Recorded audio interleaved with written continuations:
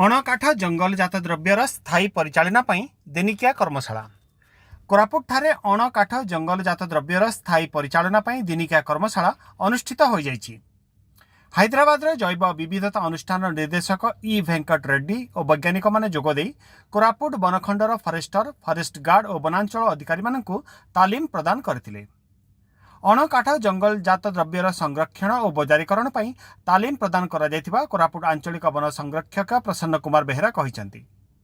एही तालीम द्वारा हिताधिकारी माने द्रव्यर प्रकृत मूल्य पाई पारिबे बोली प्रसन्न कुमार बेहेरा आशा रखिसेंति।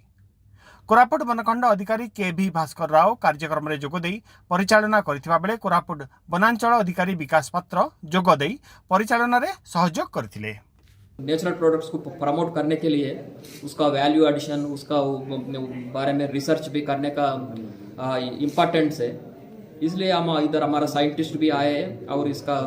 एमएफपी को सस्टेनेबली हार्वेस्ट करने का मेथड्स और टेक्निक्स के बारे में भी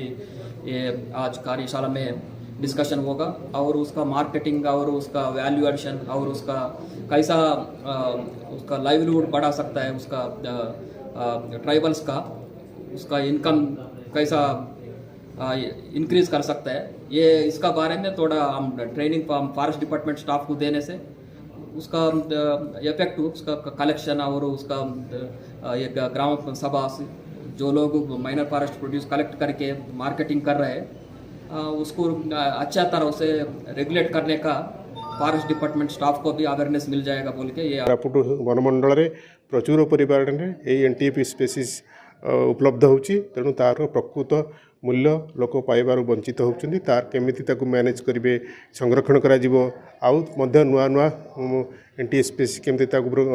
रोपण करा जीवो तार सुपरिचालना एवं ताकू केमिति प्रॉपर मार्केटिंग करा जाई प्रकृत मूल्य पाई पाइबे ता विषय आज दिन सारा एक कर्मशाला आयोजन कराई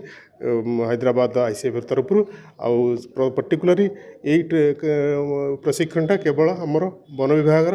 कर्मचारी फरेस्टर फरेस्ट गार्ड वनांचल अधिकारी समस्त फ्रंटलाइन स्टाफ को ट्रेनिंग दिज्व आटा को केमी फिल्ड रे कार्यक्रम करेंगे सेटा आज पुंखानुपुंख आलोचना पर्यालोचना हम आशा आशा करुँची से फिल्ड ठीक भाव में काम हम आ प्रकृत मूल्य से पाइबे आ शिखिबे केमी से मार्केटिंग करा जाय परिबो। धन्यवाद।